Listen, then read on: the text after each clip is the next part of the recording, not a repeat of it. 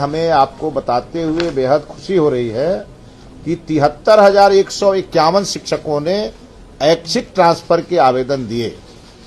ये अपने आप में एक बहुत बड़ी उपलब्धि है। किसी पर कोई प्रेशर नहीं, सभी लोगों ने अपने विभाग को के डायरेक्शन का पालन करते हुए और अपने सुविधा वाले स्थान जो हमारे नियम हैं, महिला को उनके पंचायत के बगल में और पुरुष को उनके ब्लॉक के बगल में।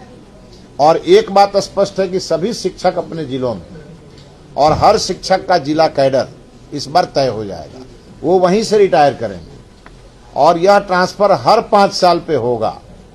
इसी नाते ये पूरी पारदर्शी व्यवस्था के तहत हम लोगों ने 1,06,287 शिक्षकों से आवेदन मांगे थे ऑनलाइन, जिसमें हमारे पास 73,151 शिक्षकों ने स्वतः आवेदन किए। अब उनके ट्रांसफर की प्रक्रिया शुरू होगी। उन्होंने अपने ऑप्शन भी दिए हैं विभाग के पास, वो पूरे डिटेल हमारे रविशंकर जी जो ई शिक्षा पोर्टल का ये पूरा प्रक्रिया ये देख रहे हैं, ये आपको ब्रीफ करेंगे। इसके साथ साथ मुझे आपको एक चीज़ और बतानी है कि लंबे समय से हमारे बिहार में कई शिक्षक नेता इसकी डिमांड कर रहे थे।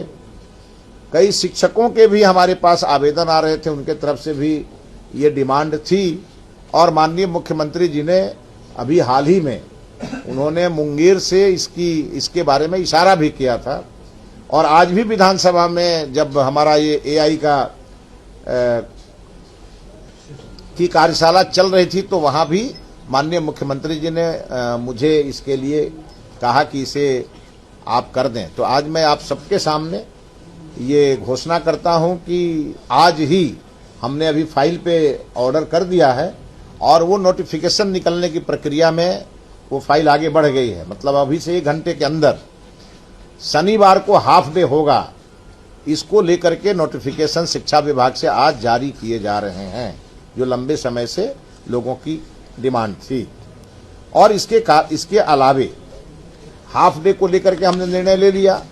और इसके अलावे हमारा 2 दिनों का 9 एवं 10 अगस्त को पहली बार शायद ये हो रहा होगा बिहार में कि बिहार के लगभग 350 से 400 के बीच में हमारे जो ऑफिसर हैं, जो पूरे बिहार के शिक्षा विभाग के ऑफिसर हैं, जो जिला स्तर पर बैठते हैं, कुछ राज्य स्तर पर हमारे प्रमुख अधिकारी हैं, इनकी संख्या 350 से 400 के बीच में है। और इन लोगों की 2 दिवसीय चिंतन शिविर हमने बुलाई है। विधानसभा के अधिवेशन भवन में यह 9 तारीख को 9:30 बजे से शुरू होगा और 10 तारीख को यह संध्या में 7 बजे खत्म होगा। और इसमें शिक्षा विभाग के तमाम चीज़ों को, चाहे वो एनईपी हो, चाहे वो आरटी हो, चाहे वो हमारे स्कूलों की बहुत सारी समस्याएं हैं उसको लेकर के हो, हमारे जितने भी शिक्षा विभाग के अलग अलग प्रकार की चीज़ों को लेकर के हम उसमें डिस्कस करने वाले हैं। और सबसे बड़ी बात यह है कि सबका एक दूसरे से समन्वय कैसे हो और टाइम बाउंड प्रोग्राम हम बनाएं और उसको हम लागू करें। हमारी प्रथम प्राथमिकता है कि बिहार में जो हमारे छात्र हैं, जो बिहार के हमारे छात्र हैं, उन्हें क्वालिटी एजुकेशन मिले। और इसीलिए हमने कहा है 31 अक्टूबर तक हम शिक्षकों के हर समस्या का समाधान जो कर सकते हैं, जितना हम करने की स्थिति में होंगे उतना हम 31 अक्टूबर तक हम लोग कर देंगे। लेकिन 31 अक्टूबर के बाद हमें शिक्षकों से छात्रों की समस्याओं का समाधान करने का आग्रह आपके माध्यम से करना है। हम 31 अक्टूबर तक छात्रों की शिक्षकों की हर समस्या को लेके, उनके घर से स्कूल की दूरी को देख करके हमने नीति बनाई। वो दूसरे जिले में रह करके परेशान रहते थे, उसके लिए भी हमने उन्हें अपने जिले में भेजने का निर्णय लिया। उसके लिए हमने पारदर्शी पोर्टल बनाया ताकि कहीं से भी भ्रष्टाचार नामक कोई अधिकारी उनका शोषण न करे। इसको लेकर के हमने साफ साफ पारदर्शी व्यवस्था लागू की। और अब जब उनके आवेदन आए, इस आवेदन को देख करके हमारे विभाग में जो उसकी रूपरेखा बनाई गई है ट्रांसफर की, उसके आधार पर ये होगा।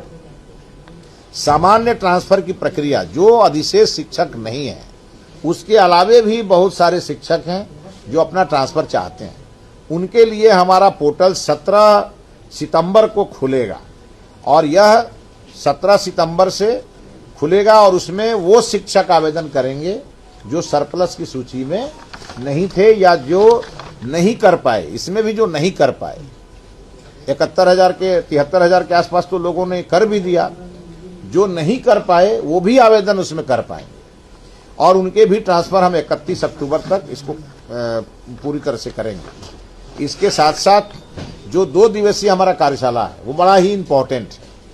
कार्यशाला के बाद हम 9 और 10 को जो कार्यशाला करेंगे और 11 तारीख को हम प्रेस में ब्रीफ करेंगे आपको कि हम लोगों ने उस पूरी कार्यशाला में कौन कौन से निर्णय लिए, बिहार के शिक्षा के उन्नयन के लिए हम लोगों ने क्या क्या निर्णय लिया। और इसीलिए माननीय प्रधानमंत्री जी ने विकसित भारत की जो कल्पना की है और माननीय मुख्यमंत्री जी ने समृद्ध बिहार की कल्पना की है और इन दोनों संकल्पों को सिद्धि तक पहुंचाने का सशक्त माध्यम है शिक्षा विभाग, क्योंकि बिना शिक्षित किए बिहार को न हम समृद्ध कर सकते हैं और न हम विकसित भारत बना सकते हैं।